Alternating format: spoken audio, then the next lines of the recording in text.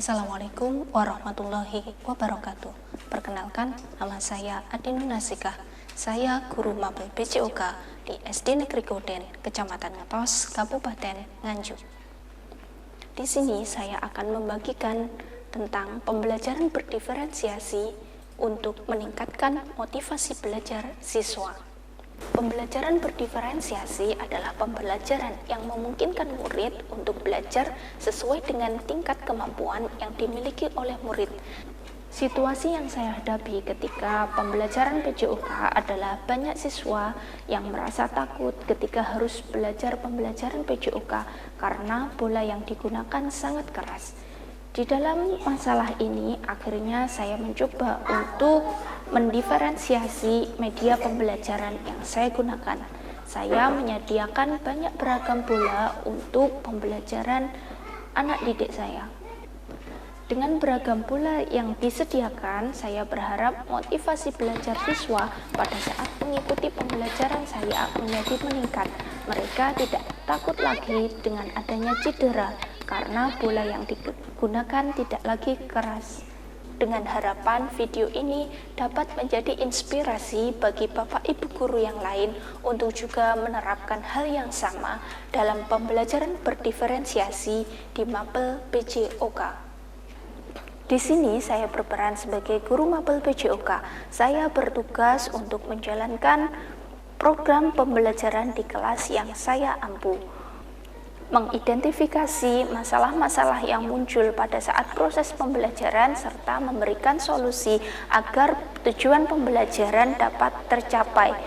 Tantangan untuk mencapai praktik baik ini adalah satu, guru harus belajar tentang apa itu pembelajaran berdiferensiasi. Yang kedua, guru harus melaksanakan kolaboratif dengan guru-guru lain sehingga minat dan bakat siswa bisa kita ketahui. Kita harus menyediakan berbagai macam bola sehingga siswa tidak takut lagi cedera saat melakukan pembelajaran olahraga. Tantangan yang keempat, siswa belum tahu apa itu pembelajaran berdiferensiasi sehingga mereka perlu diberikan motivasi agar semangat pada saat melakukan pembelajaran berdiferensiasi. Kemudian siswa juga belum tahu apa itu tes diagnostik. Untuk itu kita harus memberikan pemahaman yang menyeluruh sehingga siswa paham tentang tes diagnostik dan apa yang harus mereka lakukan.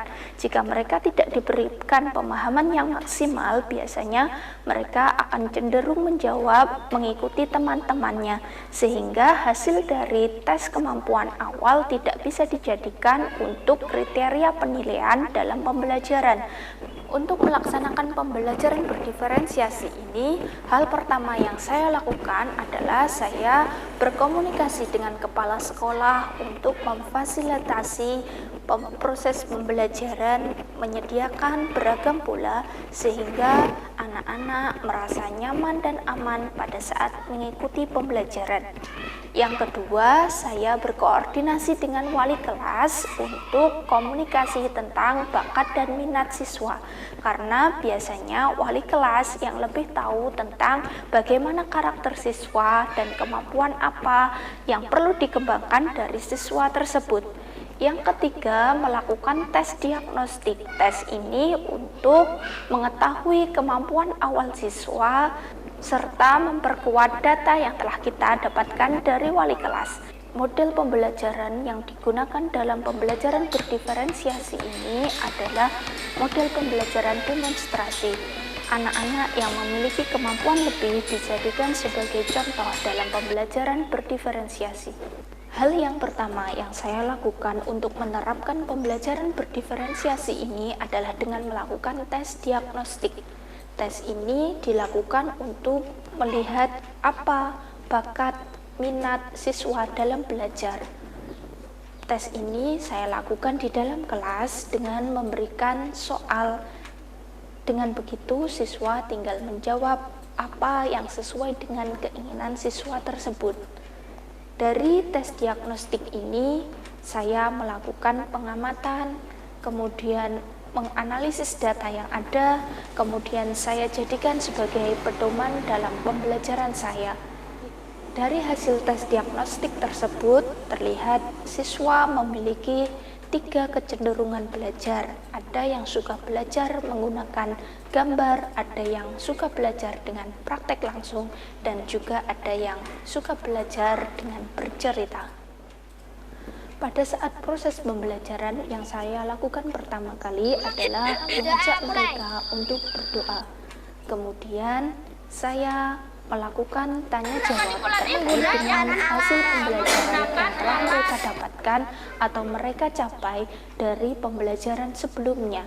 Pada saat pembelajaran dilaksanakan, untuk anak yang mengalami kesulitan belajar, saya memberikan jarak yang dekat dalam melaksanakan pembelajaran. Untuk anak yang sudah memiliki kemampuan yang lebih, saya memberikan jarak tambahan sehingga anak tetap termotivasi untuk belajar karena kemampuannya merasa diperhatikan. Dengan adanya pengaturan jarak tersebut, anak-anak menjadi lebih termotivasi untuk belajar karena mereka belajar sesuai dengan tingkat kemampuannya masing-masing, sehingga memudahkan Bapak Ibu guru untuk memberikan penilaian pada saat pembelajaran, juga memudahkan Bapak Ibu guru untuk mengatur siswa agar pembelajaran tidak kemana-mana. Untuk siswa yang mengalami kesulitan belajar, saya memberikan jam tambahan waktu ketika teman-teman sedang berganti pakaian, sehingga tidak mengganggu waktu pembelajaran siswa. Untuk pelajaran yang lain juga tidak mengganggu jam istirahat siswa. Hal ini saya lakukan agar siswa dapat mencapai tujuan pembelajaran yang telah saya tetapkan sesuai dengan capaian pembelajaran yang telah ditetapkan oleh pemerintah. Faktor yang menunjang pembelajaran berdiferensiasi ini adalah disediakannya beragam bola untuk menyesuaikan tingkat kemampuan siswa. Orang-orang yang terlibat di dalam pembelajaran berdiferensiasi ini adalah yang pertama, guru sebagai fasilitator pembelajaran, yang kedua, murid sebagai subjek utama pembelajaran, yang ketiga, kepala sekolah untuk saling koordinasi tentang fasilitasi pembelajaran berdiferensiasi, yang keempat, wali kelas untuk saling berkoordinasi tentang tingkat dan kemampuan, minat, dan bakat siswa dalam melakukan pembelajaran. Hasil dari pembelajaran berdiferensiasi dalam menyediakan beragam bola ini sangat efektif untuk meningkatkan motivasi belajar siswa, sehingga siswa merasa aman dan nyaman dalam mengikuti pembelajaran olahraga. Mereka menjadi semangat tanpa harus takut mengalami cedera. Saya sangat senang belajar olahraga karena disediakan beragam bola, hingga saya dapat belajar dengan aman dan nyaman. Karena dulu saya pernah belajar olahraga voli menggunakan bola asli, jadi tangan saya mual dan sakit. Pembelajaran olahraga saat ini disesuaikan dengan kebutuhan anak sekarang, sehingga anak merasa aman dan nyaman. Dan dengan sistem pembelajaran diferensiasi dalam pengelompokan, apabila anak itu sudah mahir, dikelompokkan dengan anak-anak yang sudah mahir juga. Begitu juga dengan anak yang sudah terampil, dikelompokkan dengan anak-anak yang terampil juga. Namun apabila ada anak yang belum begitu menguasai, tetap dikelompokkan dengan anak-anak yang belum menguasai, namun di situ tetap ada pengarahan, pengayaan dalam materi maupun praktek.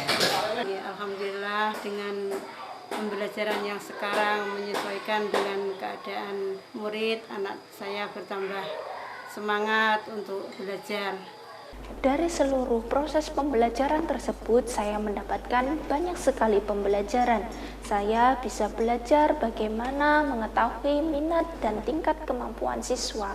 Kemudian saya harus berkolaborasi dengan berbagai pihak untuk mencapai pembelajaran berdiferensiasi, sehingga murid menjadi aman dan nyaman pada saat mengikuti pembelajaran dan mencapai capaian pembelajaran yang telah ditetapkan oleh pemerintah. Demikian praktek baik pembelajaran berdiferensiasi ini semoga dapat meningkatkan motivasi dan belajar siswa dalam meningkatkan kemampuannya di bidang pembelajaran PJOK.